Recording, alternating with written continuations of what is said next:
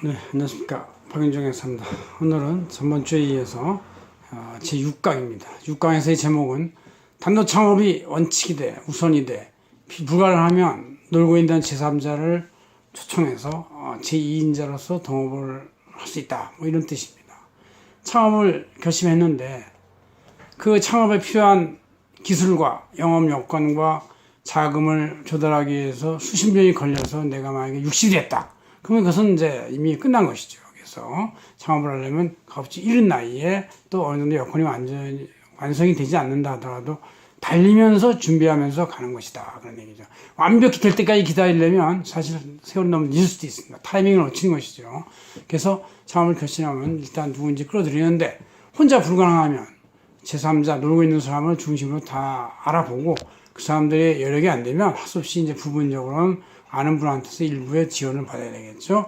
어쨌든 피할 수 없으면 즐기라 하듯이 여러분들이 단독으로 하는 것이 불가능하면 동업을 해야 되고 동업을 피할 수 없으면 그 동업을 즐기면 됩니다. 즐기는 방법은 솔선수범하고 어떤 문제가 생겨도 내 탓이오가 아니라 내 탓이오라고 느껴서 내가 희생하면 됩니다. 내가 양보하면 되는 것이고 그리고 이제 어떤 의사 결정의 순서에 있어서는 적어도 동업을 제안한 내가 우선이 되고 그 다음 들어온 분이 차선이 돼야 되겠죠. 그래서 의사결정 구조가 있어야 되고 또 지분 비율이나 주식회사 지분 비율 결정할 때도 어떤 자금이 중요하면 51대 49 정도로 해야 되지 50대 50으로 하면 영원히 싸우다가 진짜 없어지는 그런 경우가 생기는 것이죠.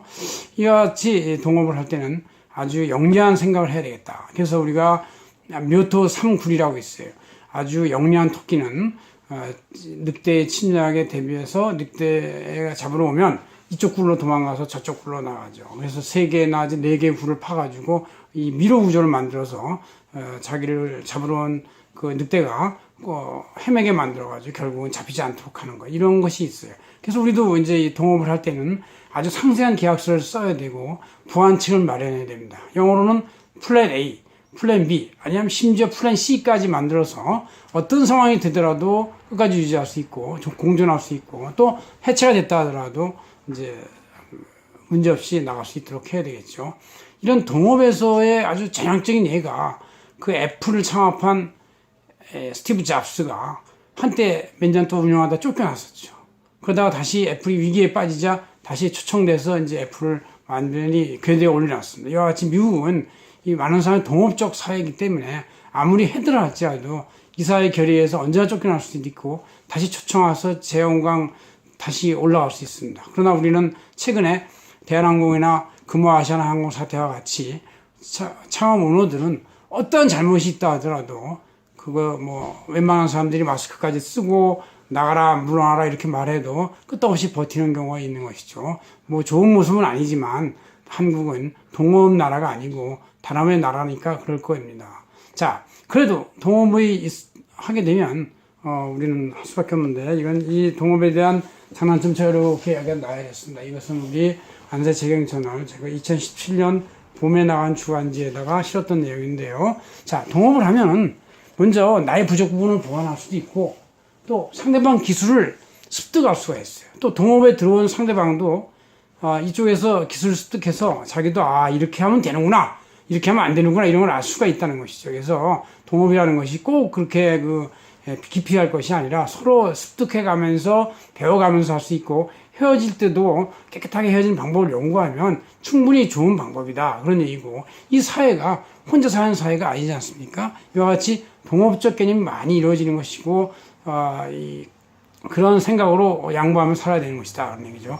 단점이라는 것은 서로의 장점이 나중에 의견 충돌로 단점이 될 수가 있다. 또 생각 차이, 생활 습관 차이 뭐 이런 것들이 역시 문제를 일으킬 수가 있는 것이다 이런 얘기죠. 그럼 이제 이 문제 해결 방법을 위해서 동업을 하되 의사결정 체계는 분명히 해라. 그래서 이제 경우에 따라서 51대 49%의 어떤 결정으로 항상 하거나 아니면 나의 우선순위가 있다. 내가 워낙에 잘못하면 제3자한테 물어봐서 그 사람이 잘못했다고 하면 네가 결정해라. 뭐 이런 식으로까지 타협할 수가 있는 것이죠. 동업에 따른 여러 가지의 장단점에 대해서는 이제 성립요건에서는 동업자들은 이런 기술과 역할이 분산이 되어지만 단독은 모든 게 하나로 통합이 되어 있다는 것이고 급여도 동업자들은 모든 동업자의 소득이 비용이 아니고 총 소득을 해서 나중에 안 분하는데 단독 사업자들은 그냥 그 직원들, 동업적으로 부르는 사람이라 할지라도 단독 사업자의 경우는 그 사람들을 직원으로 봐서 근로소득을 주고 연마정산을 하는 걸로 끝내는 것이다. 그런 얘기죠. 그래서 이제 회계도 이 동업자는 총괄 손익을 계산해서 그 지분 비율대로 안 분하지만 단업자들은 그냥 하나의 손익계산서와 재무상태표가 나오면 되는 것이다. 그런 얘기고. 절세도 이 이익이 많이 날 경우는 동업이 훨씬 낫죠. 소득을 다 갈라가지고 동업자대로 다단계 누진서부터 쭉 올라가니까. 그러나 이제 단업사업자들은 그 총소득이 하나의 소득으로 단일과세가 되기 때문에 아무래도 절대적 세금이 높은 세율을 적용받는 절대 이익이 많아가지고 세금이 높다고 볼 수가 있습니다. 이와 같이 동업과 단업의 차이가 한 번 더 제가 강의한 것은 빠진 부분이 있고 그래서 했습니다. 여러분들 동업할 땐 확실하게 묘토 삼국어를 배워서 토끼의 지혜를 배워서 플랜 A, 플랜 B, 플랜 C까지 짜놓으면은 절대로 서로 원망하지 않고 양보하면서도 성공적인 작품을 만들어낼 수가 있고 또 단업으로 하면 아무래도 사이즈가 작게 마련입니다. 혼자의 힘이니까. 그러나 동업이 되면 더 사이즈가 크게 될 수가 있고 그럴 때 여러 가지 조심스러움만 잘 준비하면 충분히 성공을 할 수 있다고 생각합니다. 여러분들 용기를 가지십시오. 고맙습니다. 안녕입니다.